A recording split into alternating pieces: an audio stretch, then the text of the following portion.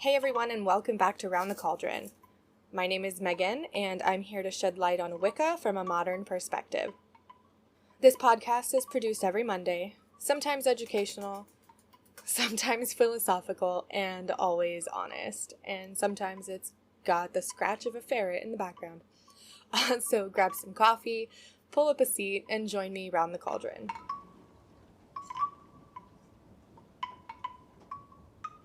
So thanks for joining me today for episode 21. Last week we talked about sympathetic magic. I think it was sympathetic magic.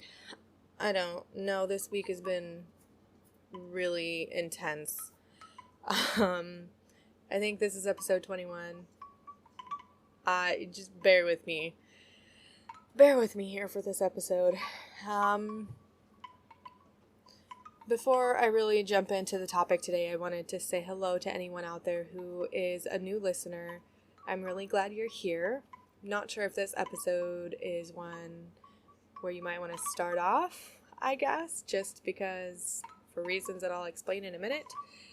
But I am really glad that you're here, and I do hope you enjoy listening to my podcast as much as I enjoy making it. Don't forget that you can leave a review wherever you listen to help other people find the podcast.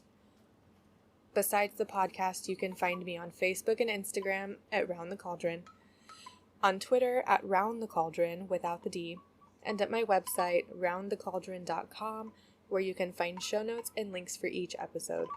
I also have a shop where you can get a tarot reading or one of my fancy and mystical crochet items. And lastly, you can help support this podcast for as little as $1 a month at patreon.com/roundthecauldron, where you'll get exclusive patron-only perks. So for announcements this week, sorry if there is a bit of background noise. It's getting warm here, and our houses don't have a central AC. So we have an AC in the window, and it's hot if I turn it off, so I'm not going to turn it off because I don't want to sweat. My giveaway is still going. Don't forget that you can enter to win that. I'm giving away my rainbow chakra meditation shawl that I crocheted. The giveaway is open worldwide, so don't worry about that. Just head over to my website, roundthecauldron.com, and click on the link that says giveaway and enter to win, and good luck. I have another announcement. I just recently had the pleasure of being a guest on the Anything Goes Project podcast and web show. I'll drop the link down in the show notes, but that was a really fun experience. I got to talk with Mike, who hosts the show Anything Goes Project, and it was very fun. I had a lot of fun. We talked a little bit about my history and Wicca and theology and all kinds of stuff. So go ahead and check that out too. Link is down below. I'll link to his podcast page, and I'll also link to the YouTube video that we did together. So this week, oh gosh, this week has just been intense. So intense. And I know this episode is going to go live on the 24th, but I'm recording it the week before on Friday. See, I don't even know what day it is. So I'm recording on Friday. It's going to go live on Monday. So this week was the week of the full moon, the week of a summer solstice, and the energy this week has just been so intense. If you follow me on Facebook at facebook.com/roundthecauldron, I did post a short little 2-minute video, and you can tell in my face just how mentally and physically and emotionally drained I am. This week has just, it's gotten to me, and it's gotten to my coworkers, it's gotten to my family. Regardless of anything else that's going on, it's just, the energy has been intense. I don't know how many times I'm going to say intense in this episode, so let's not make a drinking game out of it because I don't want you to go to the hospital. So, yeah, on Monday, whatever day Monday would have been, I don't know right now, I got a phone call from my father-in-law who said that his mom had passed away, Grandma Arlene. She was 90, and she will be sorely missed. And this is really part of the inspiration for this episode, because everyone in my home has different views and opinions on the afterlife and what happens after someone passes away. And I thought that it would be a good topic.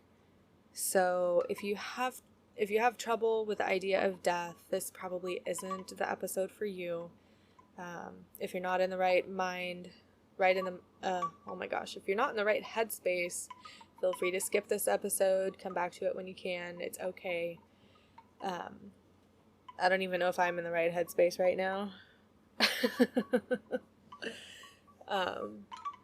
So I think this episode might get really rambly.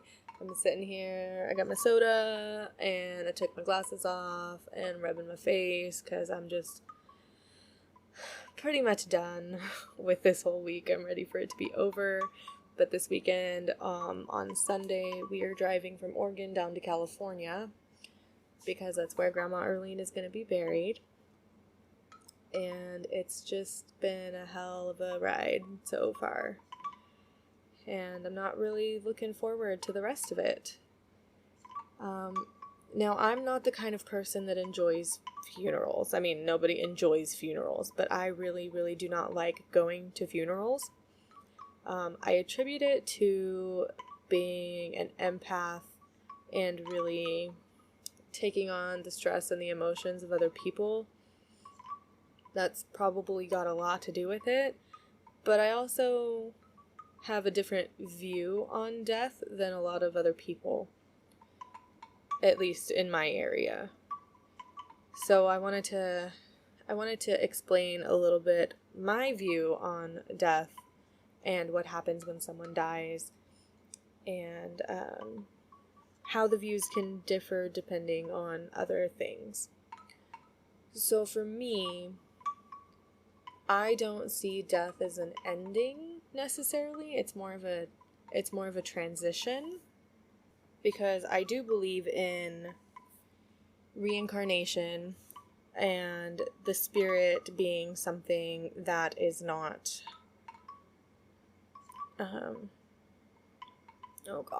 there's a word. The spirit being something that can't be destroyed. So, for me, when someone dies, I believe that the spirit of that person, the soul of that person lives on, because in my mind, the soul is energy. It is your energy. And in physics, energy cannot be created or destroyed. It can only be transferred. So I believe that the soul of who you are lives on after your physical body dies. Now, what that means to me is that when someone dies, their soul leaves their body and they go to their place of resting. Now, in Wicca, this is popularly called the Summerland. And I'm not sure why. I haven't really found a lot of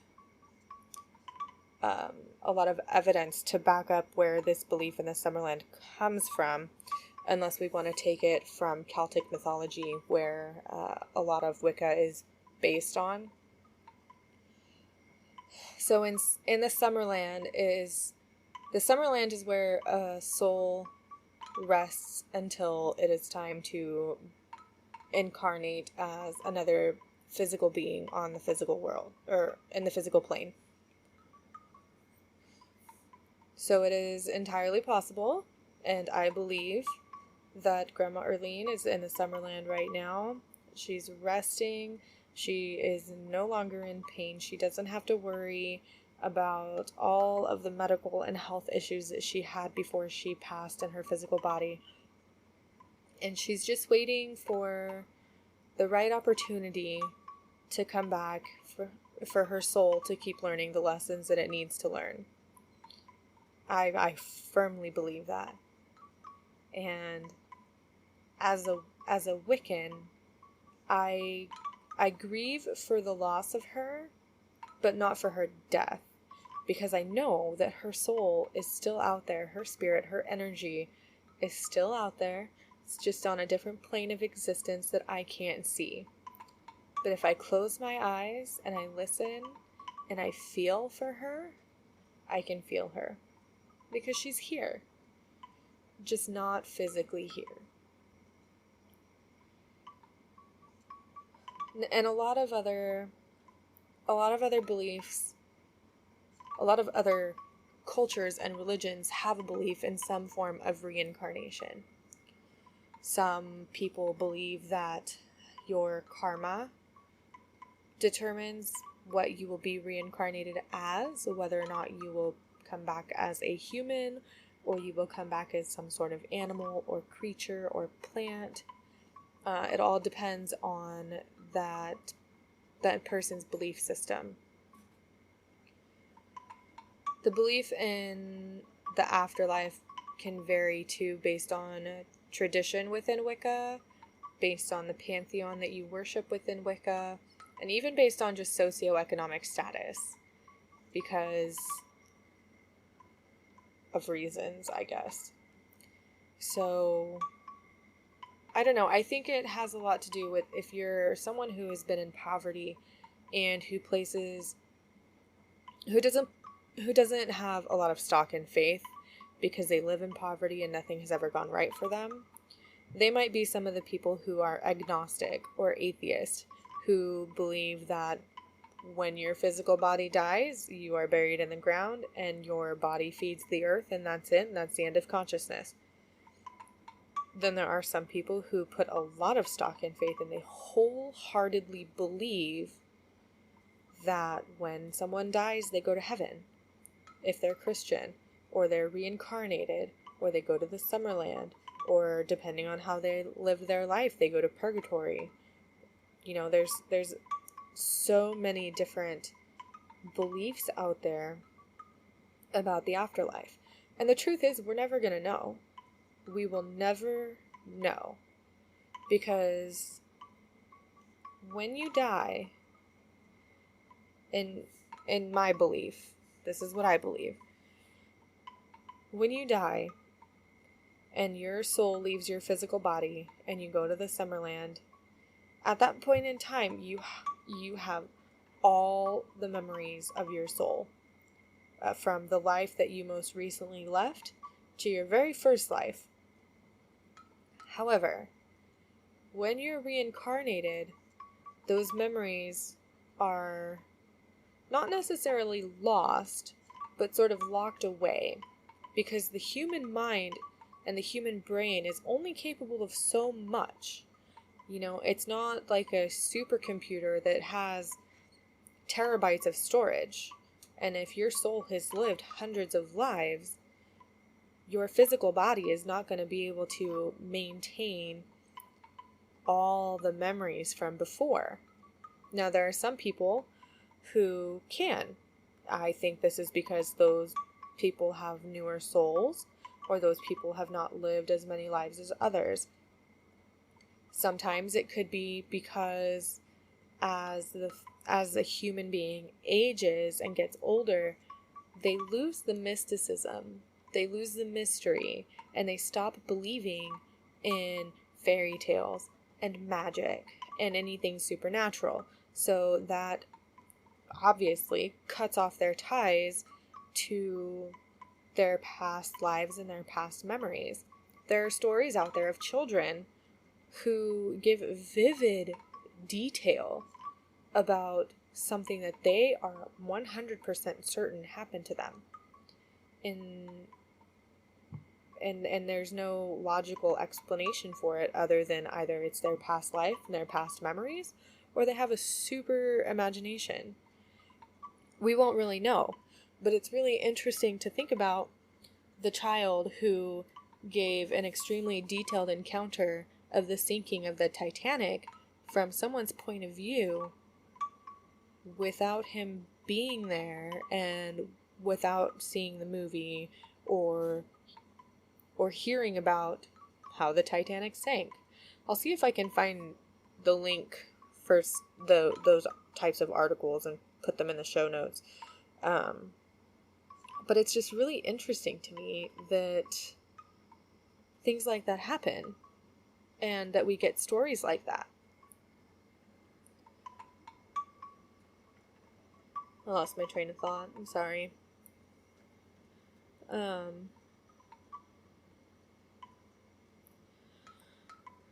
Some other beliefs. So going through Greek mythology, if you worship the Greek pantheon, your belief on the afterlife is going to be different. If I'm not mistaken, and I could be wrong about this, Greek mythology is not my strong suit. When someone dies, depending on their status in life, like if they were a hero, they have a different place in the underworld. If you aren't buried with a coin, you can't cross the river Styx, and you're sort of stuck there. I'll post links to all of this mythology too, just in case if I do say something wrong, that you guys have a good reference point. And then I know in Norse mythology, if you worship the Norse pantheon, your view on the afterlife is different, because there are several different resting places for the souls of those who have passed in Norse mythology. So I'm pretty sure that in Norse mythology, if you died a hero, you were welcomed into the halls of Valhalla to dine with Odin. I'm not sure about the rest of it. That's really the only thing that sticks out to me. One of these days I'll get my brother on the show with me, because he's a heathen, and he worships the Norse pantheon.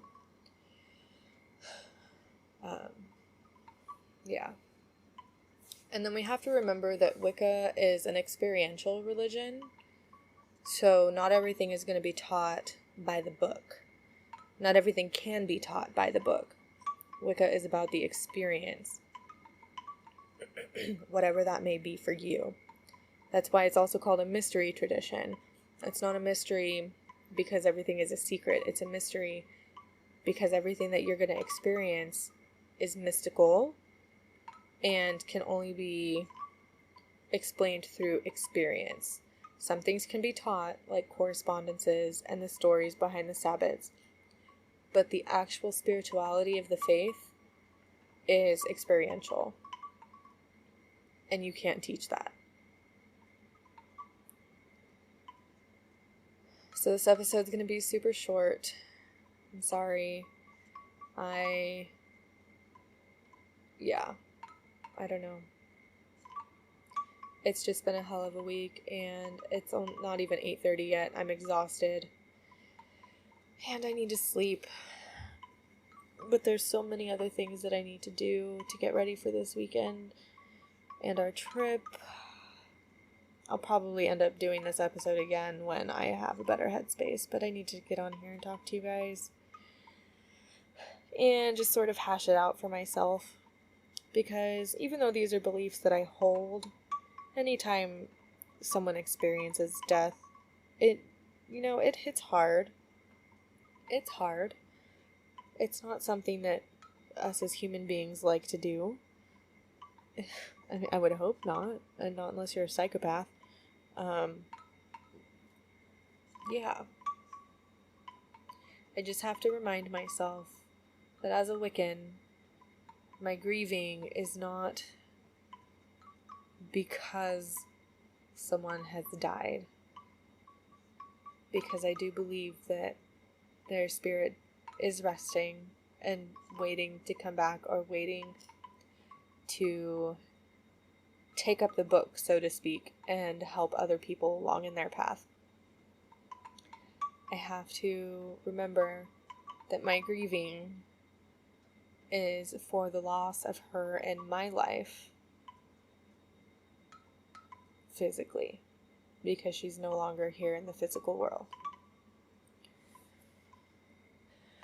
Now, since you know I like my science and I like my sources, I have something here that I want to read that I found several years ago, and it's always stuck with me.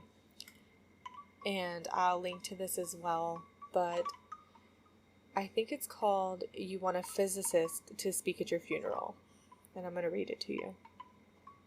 And it's advice from a physicist named Aaron Freeman.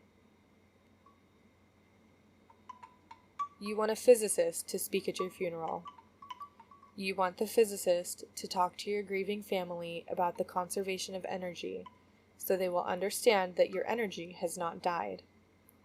You want the physicist to remind your sobbing mother about the first law of thermodynamics, that no energy gets created in the universe, and none is destroyed. You want your mother to know that all your energy, every vibration, every BTU of heat, every wave of every particle that was her beloved child remains with her in this world. You want the physicist to tell your weeping father that amid energies of the cosmos, you gave as good as you got. And at one point, you'd hope that the physicist would step down from the pulpit and walk to your broken-hearted spouse there in the pew and tell him that all the photons that ever bounced off your face, all the particles whose paths were interrupted by your smile, by the touch of your hair, hundreds of trillions of particles, have raced off like children, their ways forever changed by you. And as your widow rocks in the arms of a loving family, may the physicist let her know that all the photons that bounced from you were gathered in the particle detectors that are her eyes, that those photons created within her constellations of electromagnetically charged neurons whose energy will go on forever. You can hope your family will examine the evidence and satisfy themselves that the science is sound and that they'll be comforted to know your energy is still around. According to the law of conservation of energy, not a bit of you is gone. You're just less orderly. Until next time, everyone. Bye.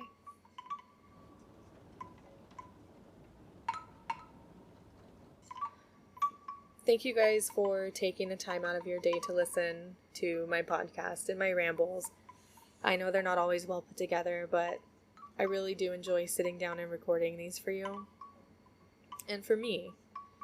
And it does mean a lot to me that I do have several people out there who are listening. I don't know how many. I don't keep track of that. But as long as you get something out of what I have to say, I'm happy. Don't forget that you can email me, direct message me on Facebook, whatever. Reach out to me at roundthecauldron@gmail.com with any questions, comments, or suggestions. I don't bite, and I will always be here to listen and help if I can. Please also consider supporting this podcast through Patreon at patreon.com/roundthecauldron for as little as $1 a month, where you will get patron-only exclusives, which include early access to episodes before they go live. Follow the show on social media and at roundthecauldron.com, where you will find educational articles, show notes, links, and more.